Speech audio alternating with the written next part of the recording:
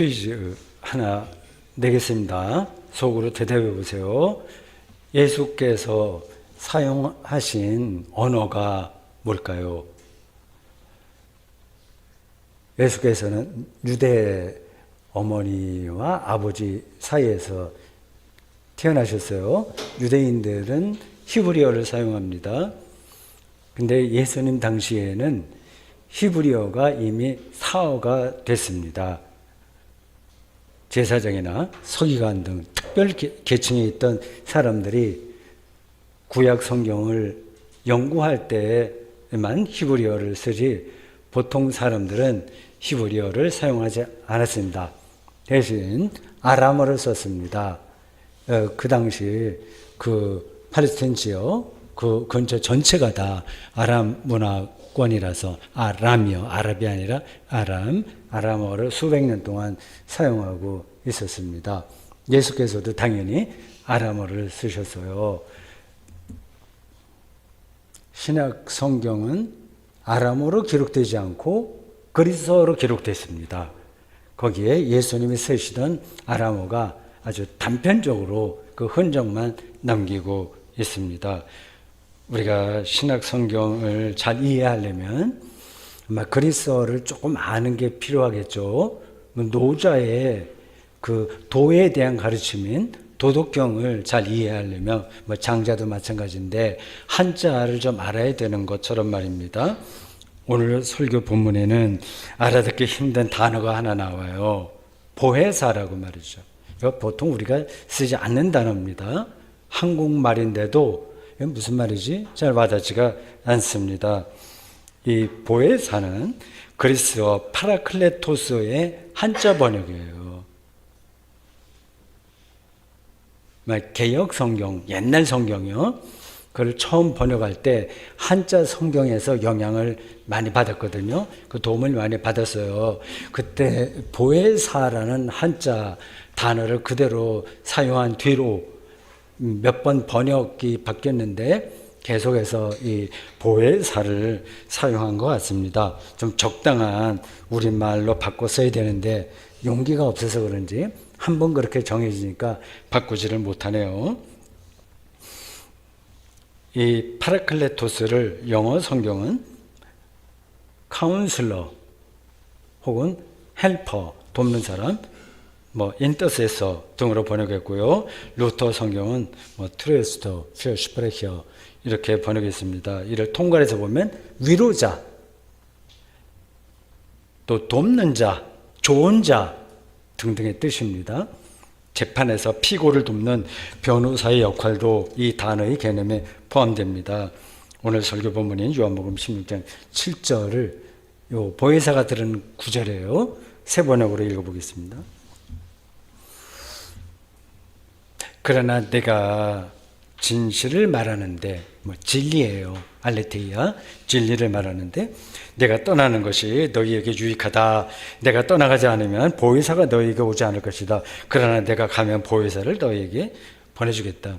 이 한 구절만 읽으면 도대체 이건 무슨 얘기지? 잘 감이 잡히지 않습니다. 예수께서 이렇게 말씀하신 그 역사적 배경을 조금 알아야 됩니다. 그 배경 이야기는 요한복음 13장부터 나와요. 십자가의 죽음을 바로 앞둔 상황에서 예수께서는 유월절 만찬을 제자들과 같이 하셨어요. 그 식사하시다가 제자들의 발을 씻기는 이야기가 나옵니다. 제자들에게 사랑을 몸소 실천하는 것이 죽기 전에 마지막으로 해야 할 일이라고 생각하셨나 봐요. 이어서 지금 우리 같이 식사하고 있는 제자 중에 한 친구가 나를 배신할 팔 거다 그런 말씀하셨어요. 그러자 베드로가 나서서 예수님을 위해서 자기 목숨을 내놓겠다 이렇게 큰 소리 칩니다. 예수께서는 그 베드로에게 이렇게 얘기하십니다. 여러분이 잘 알고 있는 고 예수님 잡히신 날 밤 저녁에 벌어졌던 이야기예요. 닭 울기 전에 네가 3번 나를 부인하리라. 이후로 모든 일들이 그대로 진행됩니다. 예수께서는 가룟 유다에게 팔려서 재판을 받고 십자가 처형을 당합니다. 제자들은 이 베드로까지 포함해서 오합지졸처럼 행동합니다. 예수께서 말씀하신 하나님 나라는 눈에 들어오지 않습니다. 십자가 처형당한 사람의 제자라는 사실이 들통나면 제자들의 안전도 보장받지 못합니다. 쥐 죽은 듯이 조용한 거예요. 도망가는 거예요. 예수 공동체를 유지할 이유나 힘이 없었습니다. 한마디로 예수 공동체가 공중분해될 수밖에 없는 위기 상황입니다. 그 배경에서 하신 말씀이에요. 교회가 역사에 이렇게 굳건하게 자리를 잡게 된 건 거의 기적과 같습니다. 십자가에 처형당한 사람을 하나님의 아들이고 그리스도로 믿는다는 사실 자체가 당시의 사람들에게 받아들여질 수 없었습니다. 지금도 마찬가지겠죠. 유대교는 신흥 종교인 그리스도인들의 모임을 탐탁지 않게 생각했습니다. 기원후 60년대에 그리스도가 조금씩 자리를 잡아가기 시작할 때 대표적인 지도자 세 사람이 그때 죽었습니다. 예수님의 동생 야고보, 수제자 베드로, 그리고 그리스도교의 모든 신학적 체계를 쓰고 그리고 신학 성서의 한 반 정도를 쓴 바울입니다. 60년대에 다 죽었습니다. 예루살렘이 로마에 의해서 무너진 70년 이후로 유대교의 회당에서는 그리스도인들의 축출운동이 시작됐습니다. 회당에서 쫓겨난다는 말은 로마 제국의 박해 앞에서 무방비의 신세가 될 수밖에 없었다는 뜻입니다. 아주 실존적인 위기가 그리스도교 초기 공동체에 있었던 거예요. 로마 제국의 그리스도교 박해는 잘 알려져 있어요. 로마의 지성인들은 지금 대한민국의 지성인들도 비슷하겠는데 그리스도인들을 무식한 사람, 심지어는 무신론자 이렇게 비판했습니다. 그런 어려운 상황에다가 그들이 기다리던 예수님의 재림은 일어나지 않았습니다. 모든 그리스도인들이 흩어지는 게 자연스러웠습니다. 그런데 그리스도교 공동체는 더 단단해졌습니다. 더는 십자가에 처형당한 예수님을 부끄러워하지 않게 되었습니다. 세상이 두려워서 숨지도 않았습니다. 자신들의 신앙을 만천하에 그대로 드러냈습니다. 그들은 무슨 힘으로 그런 어려운 상황을 돌파할 수 있었을까요? 뭔가 있었을 거 아닙니까? 그게 뭘까요? 요한복음 14장에서 16장에 걸쳐서 3번 반복된 단어 파라클레토스가 그 대답입니다. 14장 26절에 이랬습니다. 보혜사 곧 아버지께서 내 이름으로 보내실 성령 그가 너희에게 모든 것을 가르치고 내가 너희에게 말한 모든 것을 생각나게 하시리라. 이걸 나중에 시간 있을 때 집에 가서 이런 문장을 깊이 있게 한번 읽어보십시오. 여기서 파라클레토스는 제자들을 가르치는 영이라는 뜻이에요. 15장 26절에 이렇습니다. 내가 아버지께로부터 너희에게 보낼 보혜사 곧 아버지께로부터 나오시는 진리의 성령이 오실 때에 그가 나를 증언할 것이요. 이 구절에서 파라클레토스는 진리의 거룩한 영으로 나옵니다. 예수께서 진리라는 사실이 파라클레토스에 의해서 드러난다는 뜻이에요. 앞에서 읽은 16장 7절에서 파라클레토스는 예수 그리스도를 대신할 영으로 나옵니다. 그러니까 예수님이 없는 세상에서도 제자들의 신앙을 지켜낼 수 있는 내적 근거가 바로 이 파라클레토스라는 겁니다. 보혜사로 번역된 단어예요. 그 개념이 조금 잡히십니까? 파라클레토스가 뭔지에 대한 느낌이 오십니까?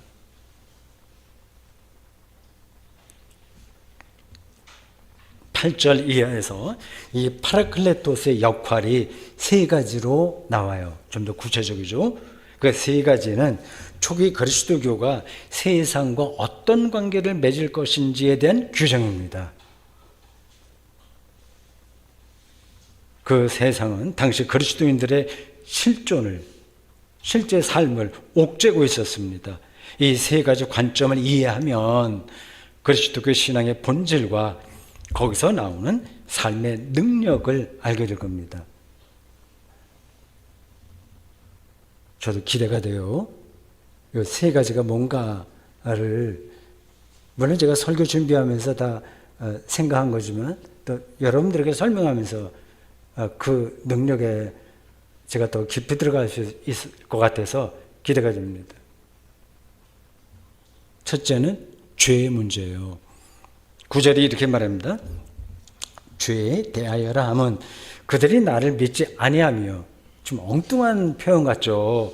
예수님을 믿지 않는 게 죄라는 말씀이 이게 뭐지? 이상하게 들릴 겁니다. 세상 사람들은 이런 발언을 저건 이제 사이비 교주가 자기 추종자들을 좀 유혹하는 거 혹은 위협하는 발언이라고 생각할 거예요.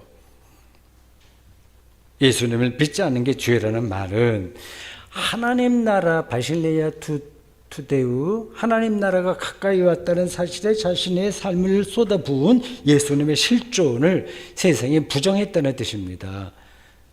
예수님을 부정한 것은 하나님의 통치에 관심이 없다는 뜻이에요.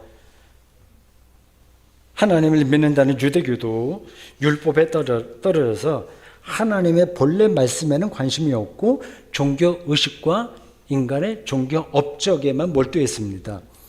율법을 통해서 율법의 근본 정신을 훼손한 거예요. 예를 들어서 안식일 규정 말입니다. 안식일 지키라는 말씀은 가난한 자들도 일주일에 한 번은 쉬어야 된다는 명령이에요. 유대교 지도자들은 이런 가난한 사람들도 나그네와 종들도 일주일에 한 번은 쉬어야 되는 그런 세상이 되도록 세상을 바꾸는 일에는 관심이 없고, 안식의 규정을 지켜서 안 지켜서, 저 사람이 밥을 했어 안 했어, 불을 뗐어 안 뗐어, 저 사람이 500m 이상을 걸었어 안 걸었어, 이런 규정에 매달린 겁니다. 안식일을 위해서 사람이 사는 게 아니라 사람을 위해서 안식일 규정이 생겨났다는 예수님의 말씀을 그들은 이해하지도 못했고요. 오히려 그렇게 말하는 예수님을 불편하게 여긴 겁니다. 유대교가 이럴진데 이교도 집단이나 로마 제국이야 두말할 것도 없습니다. 예수께서 선포한 하나님 나라를 부정하고 왜곡하는 일이 생명을 파괴하는 죄 아니고 무엇이겠습니까? 이 사실을 깨닫게 하는 영이 파라클레토스입니다. 둘째는 의예요. 10절에 이렇게 얘기합니다. 의에 대하여 하면 내가 아버지께로 가니 너희가 다시 나를 보지 못하며. 우리는 보통 저 사람 참 정의로워. 의의 말이면 정의롭다는 뜻이거든요. 저 사람 참 정의로워. 이렇게 얘기합니다. 로마 사람들도 정의를 굉장히 중요한 가치로 여겼습니다. 용기, 정의, 높은 가치예요. 지중해 연안에서 크고 작은 전쟁을 치르면서도 자신들이 정의를 실현하는 중이라고 주장했습니다. 지금 가자 지구에서 일방적인 전쟁을 수행하는 이스라엘도 비슷한 생각을 하겠죠. 도대체 무엇이 정의이고 무엇이 불의입니까? 저 사람은 나빠, 저 사람은 옳아, 그런 판단을 하는데 그 뭐가 의롭고 뭐가 불의한 겁니까? 당시 서기관들과 지금의 법관이 얼마나 정의로운 판결을 내릴 수 있을까요? 10절에 말하는 이 의, 디카이오스네는 예수님의 부활을 가리킵니다. 부활이 의라는 거예요. 내가 아버지께로 간다는 문장에서 이를 확인할 수 있습니다. 부활, 즉 궁극적인 생명에 이르는 것이야말로 정의예요. 그게 옳음이에요. 세상의 기준에 따라서 악한 사람은 벌 주고 착한 사람은 상 주는 게 그게 정의가 아닙니다. 그건 수준이 낮은 거예요. 권선징악은 유치한 윤리 방식입니다. 이 세상은 다른 길이 없으니까 상과 벌로 정의를 세우려고 할 뿐입니다. 예수님의 부활을 경험한 제자들은 세상이 말하는 상과 벌을 더는 두려워하지 않게 되었습니다. 로마 제국이 그 잣대로 세계를 판단했거든요. 말 잘 들으면 상 주고 안 들으면 벌을 주는 거예요. 거기서부터 벗어났습니다. 그걸 실존 전체로 깨닫게 하는 영이 바로 파라클레토스입니다. 쉽지 않겠죠? 파라클레토스와 하나 될 때 그 세계로 들어간다는 겁니다. 상과 벌을 두려워하지 않는 세계예요. 셋째는 심판입니다. 11절에요. 심판에 대하여라 함은 이 세상 임금이 심판을 받았습니다. 예수 그리스도로 인해서 세상 임금이 심판을 받았다는 말을 당시 사람들이 들었다면 말도 안 돼. 이렇게 말했겠죠. 어쩔 수 없습니다. 흔한 비유로 눈이 하나인 원숭이 그 모임에는 눈이 둘인 원숭이가 따돌림 당하는 거예요. 디오게네스는 잘 알려진 이야기로 대낮에 등불을 들고 그 아테네의 거리를 돌아다녔다는 거 아닙니까? 세상이 어두운 거예요. 그가 볼 때 다른 사람들은 그를 미쳤다고 생각했겠죠. 십자가에 처형당한 예수님을 그리스도시요 하나님의 아들로 믿었던 그리스도인들은 세상에서 소수자가 될 수밖에 없습니다. 그게 이제 두려워서 우리 눈치 보고 삽니다.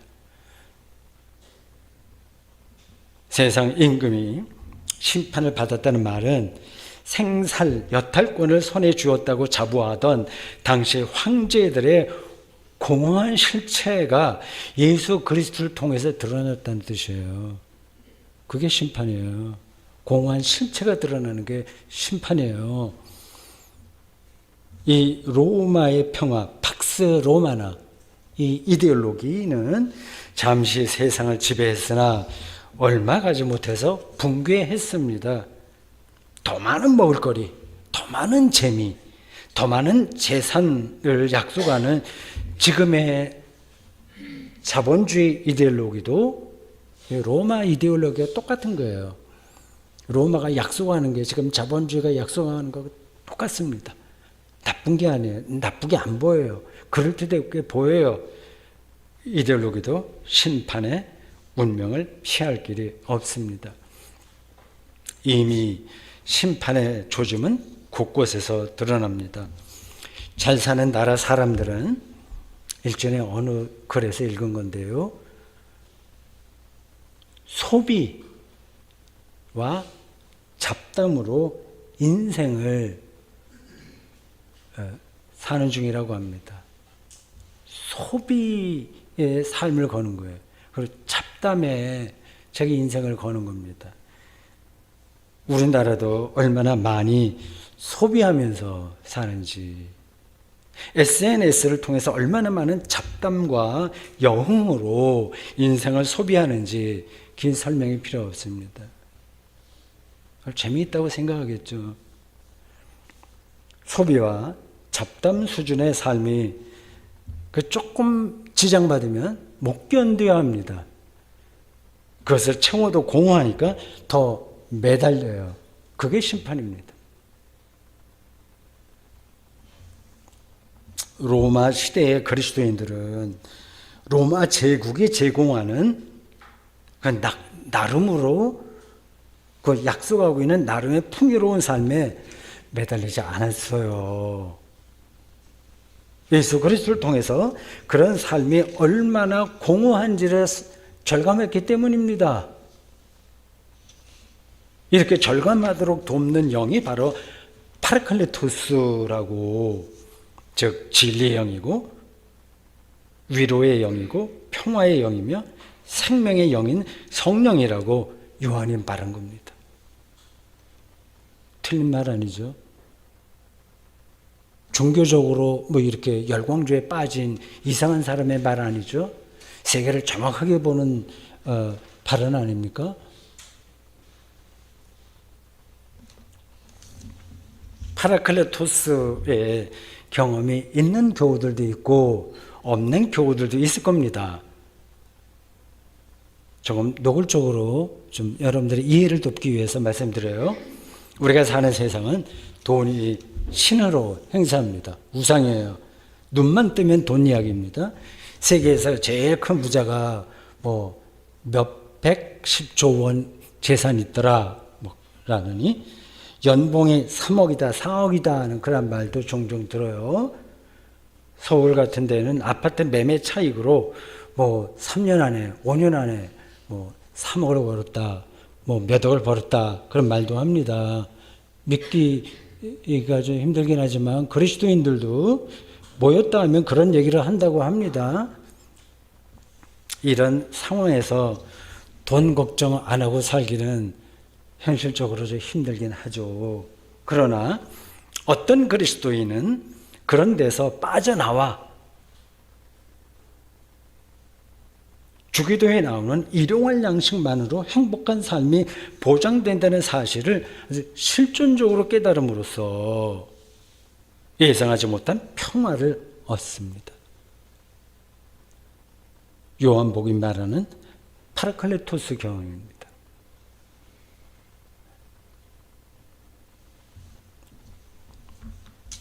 여기서 놓치지 말아야 할 중요한 사실이 있습니다. 이런 파라클레토스, 성령이라고 이해하시면 돼요. 진리의 영입니다. 경험이 저절로 주어지는 게 아니라는 사실입니다. 예수 그리스도를 통해서 주어집니다.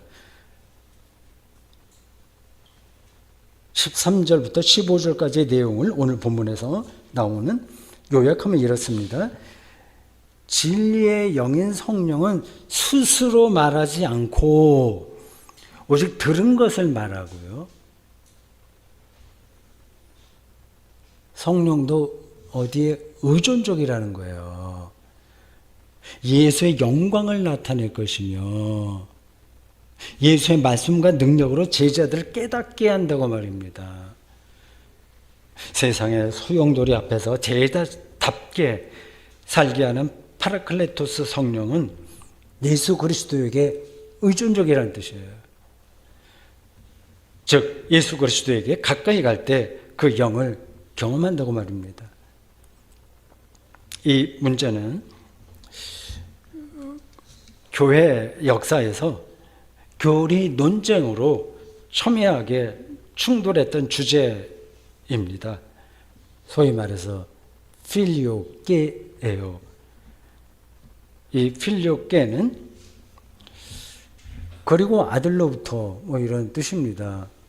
니케아 신조가 만들어졌을 때 성령이 어디서 오냐라고 하는 그 표현을 그리스어로 설명할 때 없었던 어떤 문장이 라틴어로 번역을 하면서 서방교회가 어떤 걸 더 넣은 겁니다. 그게 필리오게예요. 엑스 파트레 필리오게, 필리오게가 들어갔어요. 파트레 아버지 그리고 아들로부터 이렇게 되어 있습니다. 동방교회에서는 이거를 부정해요. 원래 있었던 니케아 신조에 없었던 걸 왜 넣냐. 서방교회 로마 중심으로 한 이 라틴어로 번역했을 때 요 넣은 것 거기다 속사정이 있어요. 그걸 부정해서 거의 교단이 갈라질 정도로 동방교회, 서방교회가 11세기에 갈라지지 않습니까? 거기에 중요한 역할을 한 게 이 필리오게 논쟁이에요. 우리 개신교는 이 부분에서는 로마 가톨릭 교회하고 교회를 같이 합니다. 필리오게를 인정해요. 오늘 본문에 따르면 필리오게를 넣은 신조가 옳습니다. 물론 동방교회에서는 오늘 본문을 통해서 또 그걸 부정하긴 하지만 해석이 좀씩 다른 거예요. 이런 교리 문제는 전문적인 신학자들에게만 관심이 있지 필리오게 우리가 알든 모르든 무슨 상관이야 이런 생각할 수 있습니다. 그렇지 않습니다. 교리는 삶을 내용으로 합니다. 교리를 바르게 알아야만 그리스도인의 삶이 제대로 굴러가는 거예요. 한국 그리스도인들에게 정말 큰 문제가 신앙과 삶이 분리된다는 거 아니겠습니까?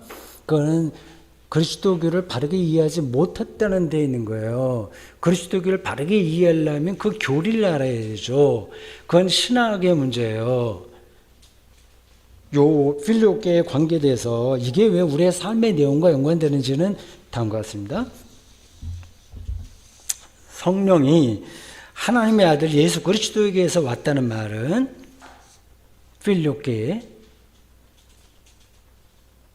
자연주의 영성을 극복하게 합니다. 앞에서 일용할 양식의 깊이로 들어가면 놀라운 평화를 선물로 받는다고 말씀드렸어요. 그건 여러분들 동의하시죠? 세상에서 자연주의 영성으로 사는 사람들도 그런 깊이를 다 압니다. 더 나아가서 불교 성녀들은, 불교는 아주 자연주의적인 영성이에요. 무소유를 지향합니다.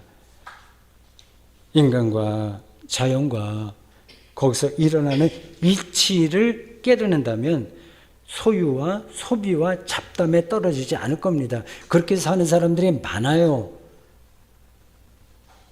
그들의 깨우침을 저는 소중하게 여깁니다. 그런데 저는 그리스도인으로서 그런 자연주의를 통한 길보다 한 단계 높고 실제적인 삶의 길이 예수 그리스도의 제자가 되는 데 있다고 생각합니다. 예수 그리스도의 가르침과 그의 실존, 특히 그에게서 일어난 십자가와 부활 사건을 통해 일용할 양식의 시원적인 깊이가 실제로 열린다고 생각하기 때문입니다.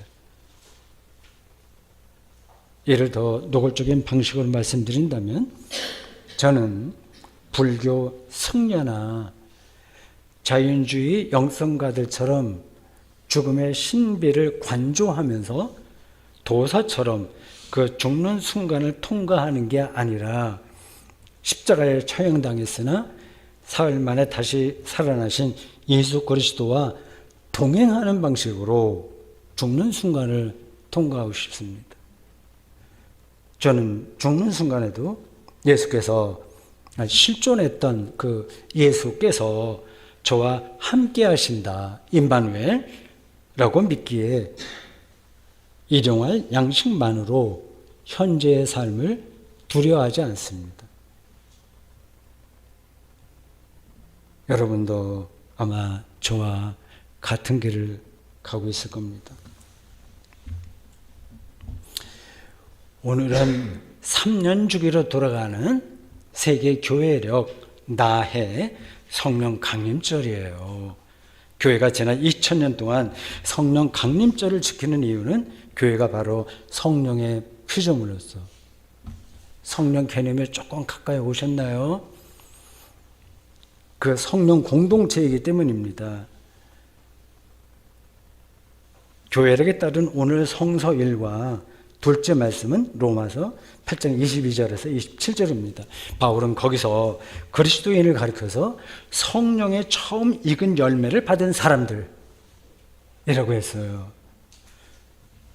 구원받은 그리스도인들도 이 세상에서 여전히 탄식하지 않을 수 없습니다. 사는 동안 아프고 외롭고 병들고 늙고 그리고 죽어야 됩니다. 우리가 감당해야 될 문제들이에요. 바울은 성령이 우리의 연약함을 도와준다고 말합니다. 정말 위로가 되는 말씀이에요. 오늘 본문에서, 오늘 설교 본문에서 언급되었듯이 파라클레토스가 신앙의 위기에 처했던 제자들과 그리스도인들을 위로하고 깨닫게 하고 힘을 준다는 말씀과 연결돼요. 오늘 설교를 마치면서 로마서 8장 26절에서 27절을 세 번역으로 다시 읽어보겠습니다. 귀를 기울여 보십시오.